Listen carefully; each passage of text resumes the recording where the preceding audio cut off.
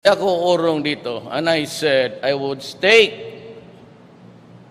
my honor, my life, and even the presidency. Mike, please. Cateros. Thank you. Ay, sir, good morning. Good morning. Sir, paiimbestigahan po ba ng palasyo yung siniwalat ni Congressman Andaya na sangkot si Budget Secretary Jokno doon sa 75 billion insertion sa 2019 budget? I think the House is investigating it. Pero ang as executive branch po, ang Malacañang po ba mag-iimbestiga? Dahil sinabi dati ni Presidente kahit na whiff of corruption, hindi siya papayag, hindi niya pahihintulutan Oh yes, of course. We will go to the bottom of this.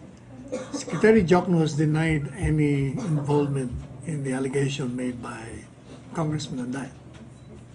Sir, how about yung pagkopo ng City Leoncio yung pag corner po ng City Leoncio construction po dun sa mga kontratang binanggit po ni Secretary We will look Andaya. into that. Okay. Thank you. Thank you, Teros. Okay. MPC question. Joseph. Okay. Joseph, then... Sir, who will conduct the investigation? We will wait for the President's announcement. Jonah? Okay na. Joseph? Pero sir, merong investigation gagawin Palace into the allegation? Since there is allegation of corruption, it follows that we have to investigate. Okay, cool. All right, sir. Do we see something wrong with selecting just maybe yung isang contractor getting maybe a lion's share of the projects as alleged by Congressman Andaya? Well, we have to investigate first. Exactly. We don't even know if it's true or not. Because there have been denials. And the end goal, of course, is of the investigation. Come again? The end goal, sir. Well, of course, we have to know exactly whether the charges of or allegations of corruption is true or not, or favoring certain particular persons or firms. Pero sir, yun ba may violation na agad by I was pre-selecting? listening to Senator Lacson's explanation that the grant of projects to certain contractors prior to the enactment of the budget is made because, according to him, the reason is that it might affect the projects.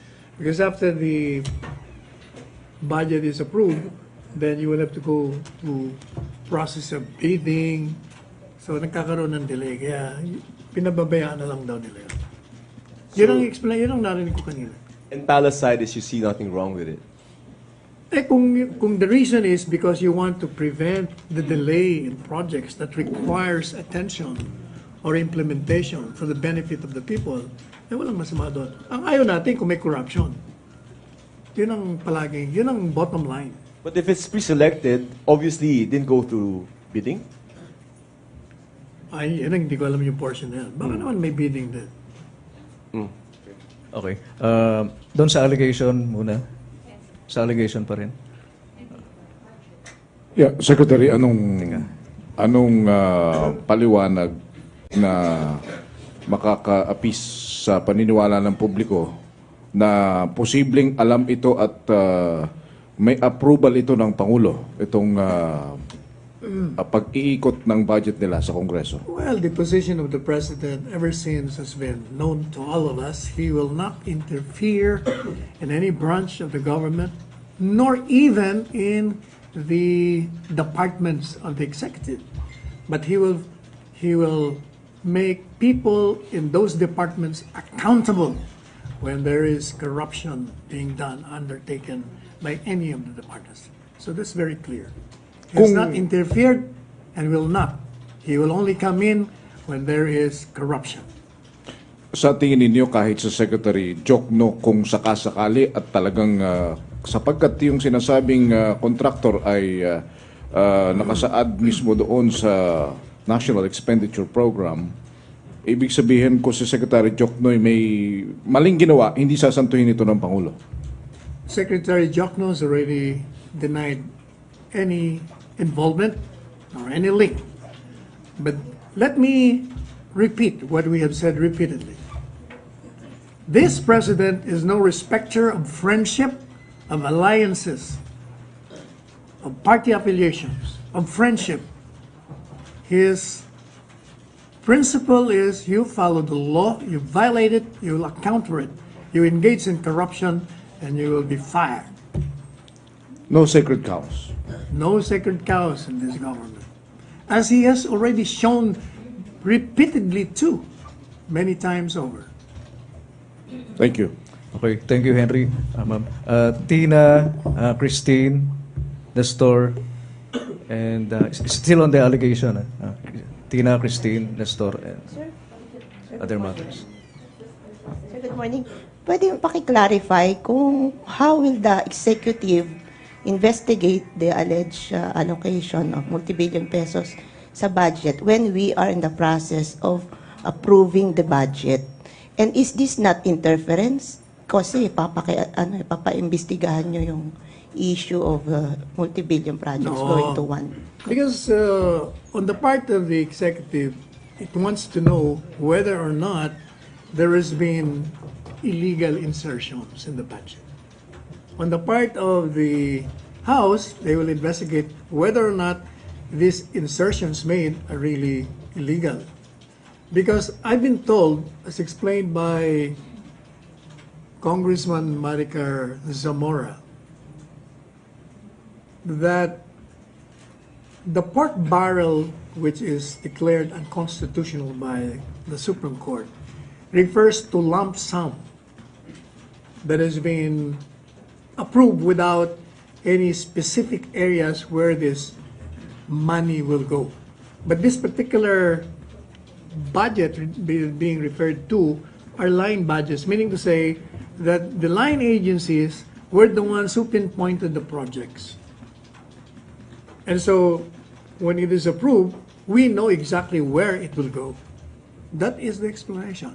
And I understand also that it's not only limited to Speaker Arroyo, nor to Congressman Andaya. From the record, it appears now that there are so many of them, 99 plus. But what is important to me is that these allocations to particular areas should be viewed as necessities on those particular projects. In other words, the president will not allow any favored district. He wants that all districts will have equal opportunities to growth, to progress, and to services. That is what he wants. Pursuant to his advocacy that Filipinos should have a comfortable life. In other words, kailangan pantay-pantay. Walang maapi. Sir, we understand your explanation. I think the question also is why are these big ticket items going to just one single contractor? Precisely, that's why I said we will look into that, if that is true or not, because that is just an allegation. Nonetheless, sir, today is the last session day of Senate and the House of Representatives. Parang hanggang mamayang gabi tatapusin nila yung approval of Senate of the budget.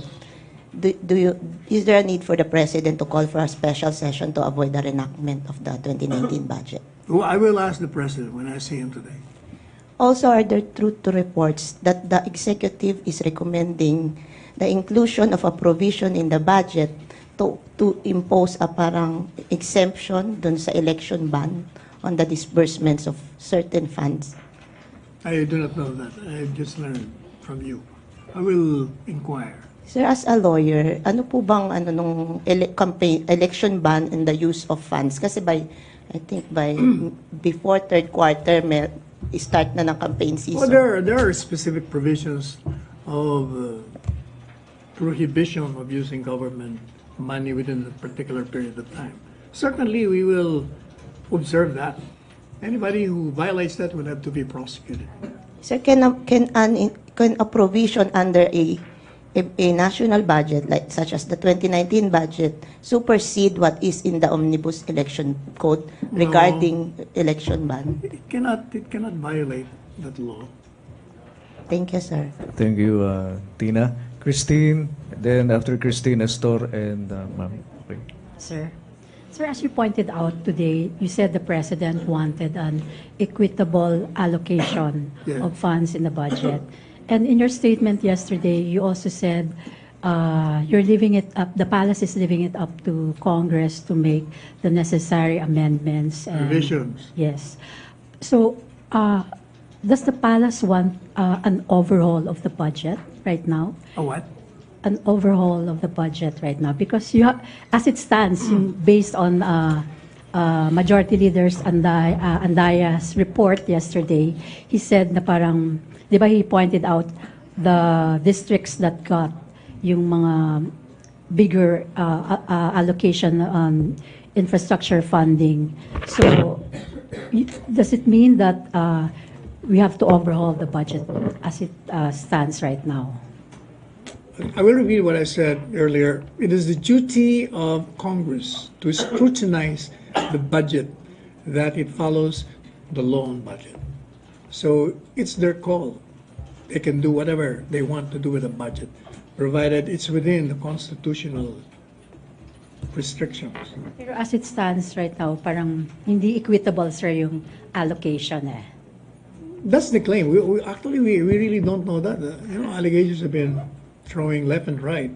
But is it true? Because sometimes a particular district needs that kind of budget.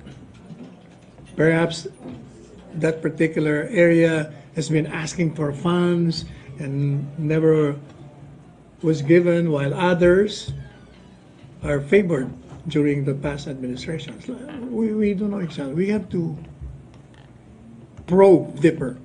Yeah. But Andaya wrote the president yesterday stating that it was the camp of former Speaker Alvarez who got the big share of the, allocations to infrastructure funding. So, hindi ba that's already, proof enough, because you said you still have to investigate it. Again, that's an allegation. Sir, he wrote the president, Yes, sir. we responded to that. I already issued a statement. We thank him for that, and we said that the position of the president is we will not allow any violation of the law on budget. Okay, last na lang. So do we want the budget to be changed, sir, right now? If it violates the Constitution or the laws covering it, then certainly we will not allow it. So that's precisely why I'm telling you it's House call. They will have to deliberate. They have to decide whether or not this is in violation of the Constitution. Thank you, Christine. Okay. Kaya ano muna, Joseph, kay Nestor. Tapos kay Nestor, mic please. Sir, related to that, you mentioned this morning that you wanted the creation of a department that would look into the needs of its districts amid allegations of budget insertions and questionable allocations. I was floating a suggestion. Yes, sir, From but my my question point is, from my point of view as a lawyer and as a citizen of this land, that perhaps it's better that we have a department created by the executive whose function would be just to go over the country and look what exactly are the requirements of every district and then recommend, so that the accountability will be only one. Unlike now, you don't know where it's coming from. Finger pointing is all over. While if you have only one entity that will decide, so the accountability will be falling on that particular office. so That's only a suggestion. just to be clear, sir, this is your position and not the position of Malacañang. No. I was just floating the idea during the interview. Thank you, Nestor. Ma'am, from after you, ma'am, kay Joseph ulit. Good morning, sir. I'm Morning. Ellen Cruz of Tokyo Shimbun. Sir, so last night we learned that Maria Ressa of Rappler is one of the so-called the guardians on press freedom. And what is Malacañang's reaction on that? And the other question is, how do you define now the state of press freedom in the Philippines? Well, obviously, since there are still critics attacking the administration, criticizing the administration, the freedom of expression in this country is a robust one. Nobody has been prosecuted for criticizing the administration. Those who have been charged are in connection not with their freedom of expression, but for commission of crimes, which the courts have found probable cause. That is precisely they're now being tried. Now, with respect to the awardee, Reza, that's the call of the awarding organization. It has its basis of awarding certain people. Certainly, we cannot intrude into that. It's not our turf. Sir, but do you agree with the award? No, whether we agree or not, it doesn't matter. That's the award of a particular organization. Thank you, ma'am. Thank you. Joseph, pasensya na. Si Celerina muna. Celerina, please. Good afternoon, sir. Going back lang po dun sa budget, I want to rephrase yung question regarding the special session. Kasi this morning, Secretary Jokno mentioned that they will recommend to the President for the President to call a special session because of this budget problem nga. So, and he also mentioned that if we will have a reenacted budget, our disbursements could be reduced by around 220 billion by 2019, and it could affect the country's target of 7% GDP. It would be slashed to around, to 4.7% to 5.9%. So how important is it for the President to call for a special session? Well, if that is the recommendation of the economic managers, if it will affect the government's expenses and services, then the President will be persuaded to grant the recommendation of the economic managers. Do you think there would still be time? Kasi considering na it's like half a month na lang. If there's a will to do it, it will pass. Sir, you have also mentioned about equal allocation of budget sa different districts. So do you think there's a need to slash the budget allocated, for instance, sa district po ni Speaker Arroyo and Mr. Andaya? That will depend on the House. It will be the one who will revise it, who will scrutinize it. It's not the executive. Thank you, Celerina. Joseph, still on the budget. Amiana. Other matters, MPC? Maricel, please. Mike, please. Salamat, Archie. Hi, sir. Good morning. On other issue. Sir, will the President now consider to travel to U.S. after the American government has returned the Balanghiga bells? I haven't asked him that. I will ask him when we go to Samar to turn over the Balanghiga bells. But, sir, as a personal friend of the President, you think he will consider that now? I really don't know. I cannot read his mind as of this time with respect to that. What I know is he really doesn't want to go to the U.S. apart from whatever reasons he has in mind. He cannot stand the temperature, the coldness. Talagang Pwede ayaw namang niya pag summer. sobrang lamig. Pwede namang summer. But, sir, what will convince the President to visit the said country? I'll ask him. I'll Okay. relay it to you immediately. Sir, yesterday I understand the President had a meeting with the U.S. ambassador. What was discussed during the meeting? May we know? I do not know the result of the meeting yet, because I was out the whole day yesterday attending to other events. May we know the We details will. later? We will. I will issue a statement. Okay, thank you, sir. Thank you, Maricel. Sir, tanong lang po ni Rosalie Cos, reaksyon ng Malacañang sa sinabi ni Marawi Civic Leader Samira Gutok na hadlang daw ang martial law sa BOL.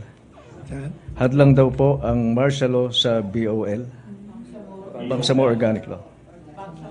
BOL. I do not see any relation. Well, what's the relation? In fact, martial law is even acceptable to the people of Mindanao precisely because the security is kept. If there will be a plebiscite, then people who would want to do something to derail the plebiscite will think twice because there is martial law. It's even helpful. Thank you, Spokes. Ina? Mike, please.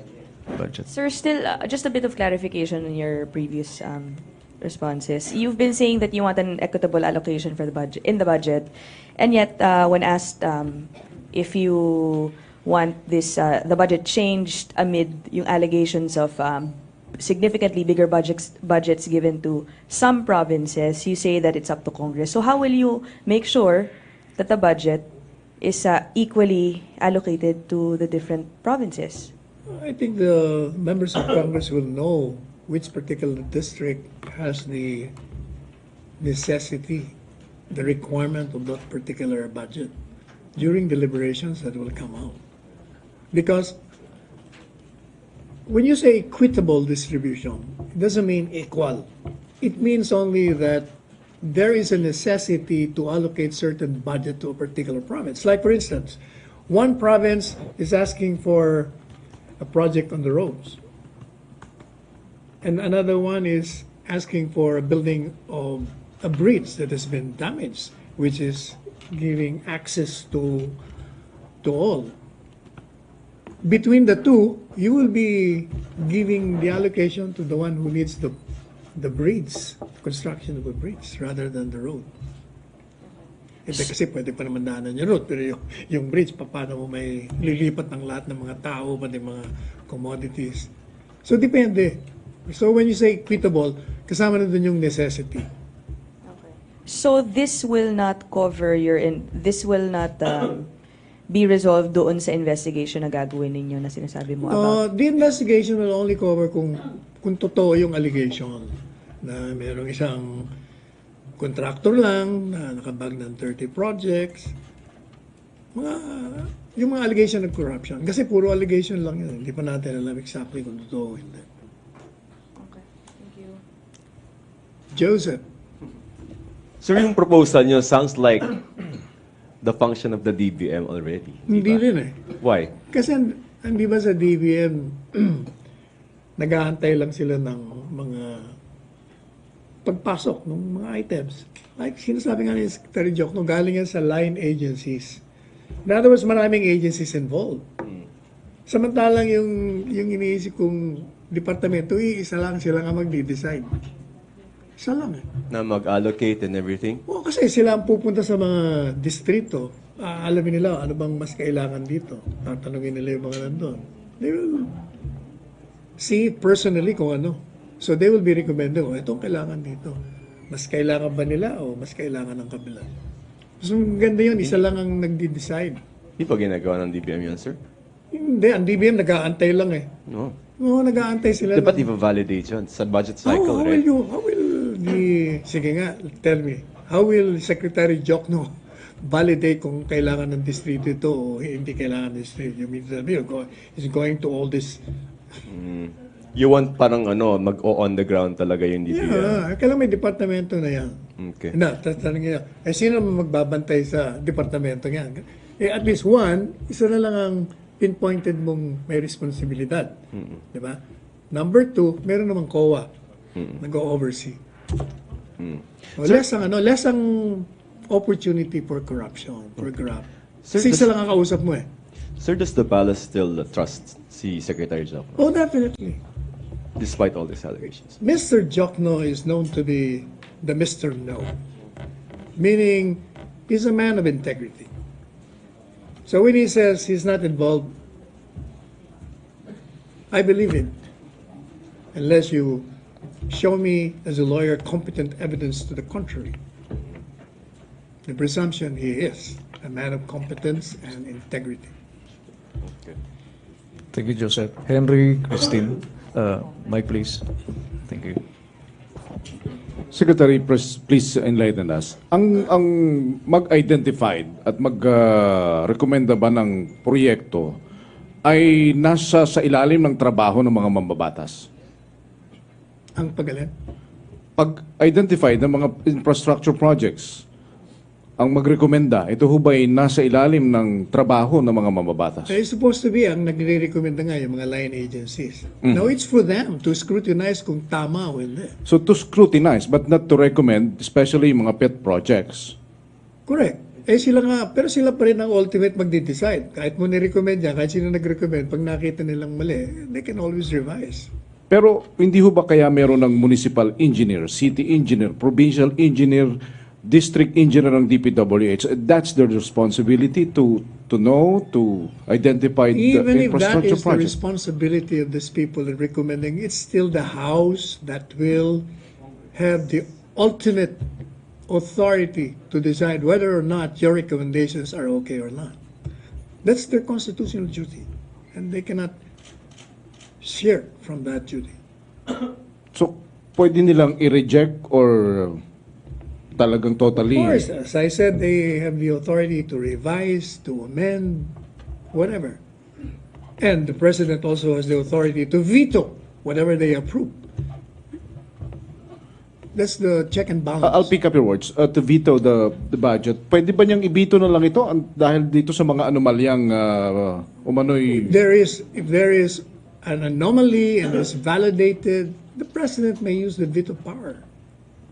Okay. Salamat, Henry. Christine. Sir, will the palace also investigate the allegation of Congressman Suarez that Secretary Jokno had something to do with the allocation of 2 billion worth of infrastructure projects in Sorsogon because his daughter is married to the vice mayor there, the vice governor ata? I will repeat what I said. The palace believes in the competence and the integrity of Secretary Jokno. Unless those who allege can show us competent proof to the contrary, the presumption of competence and integrity on the part of Secretary Jokno prevails. So it's up to Suarez to, you know. Of course. One who alleges must prove. That's elementary in law. Thank you, Christine. MPC, question? Still on the budget or other matters? No more question, MPC? No more. Maraming salamat, MPC. Presidential Spokesperson Salvador Panelo. Thank you so much. Thank you. Back to Radyo Pilipinas and PTV4.